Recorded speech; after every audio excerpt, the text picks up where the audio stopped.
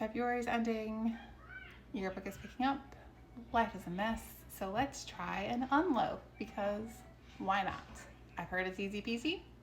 Let's see if I can mess it up. I started by adding 400 grams of warm water and 165 grams of inactive starter. Like I took it out of my fridge, let it sit on the counter for like an hour so it would like room up to room temp, and that was it. And zero faith in the process at this point, but you know what?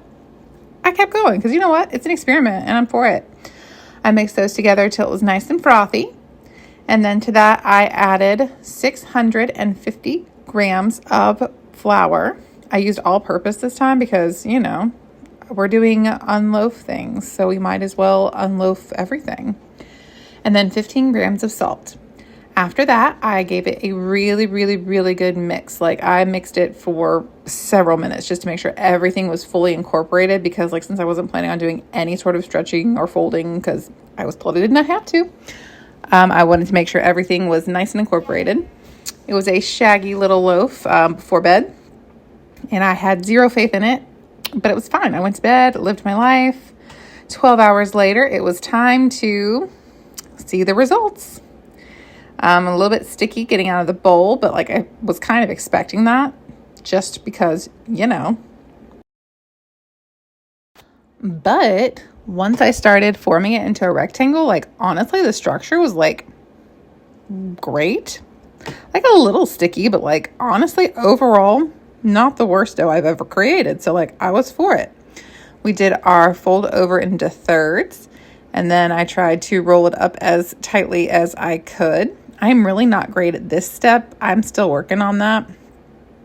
But I did my very darndest to create a tight little dough ball and get as much tension across the surface as possible. And it said that I could either put it in my Banneton and wait for an hour or put it in the fridge and just kind of, you know, do what we need to do for the day. And so I opted for a good flour dusting and then a trip in the fridge while I got life together. That was it. And again, I still doubted the process, but you know what? I'm okay with it. It's fine. It worked out. A couple hours later, it was time to take it out of the fridge and it was time to bake. Okay, actually, it held its shape and everything. As you can tell, I was very super surprised that it worked out, but like honestly, 10 out of 10 surprised, but 10 out of 10 impressed. So I did a nice X scoring down the middle because we are basic today because we're just trying to live our lives. That's all. It's fine. And then I put it into a cold oven, in a cold Dutch oven at 450 degrees. I let it be in there while it was preheating, and it was in there for about an hour. I took the lid off at that point, and then I lowered the temp to about 425 for like 10 minutes, and it was perfect. It is beautiful. What?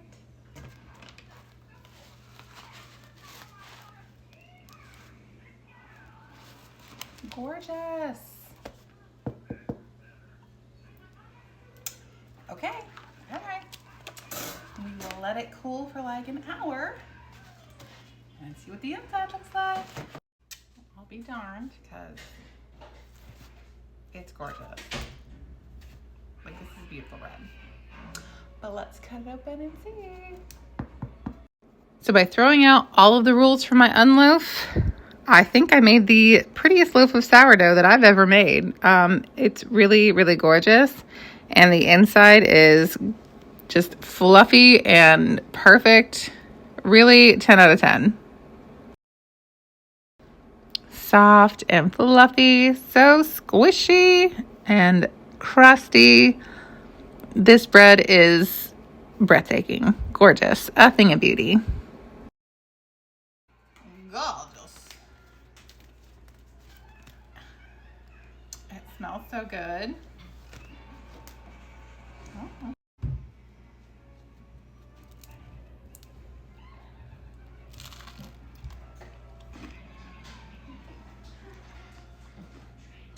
And the texture texture is like perfect. It's amazing.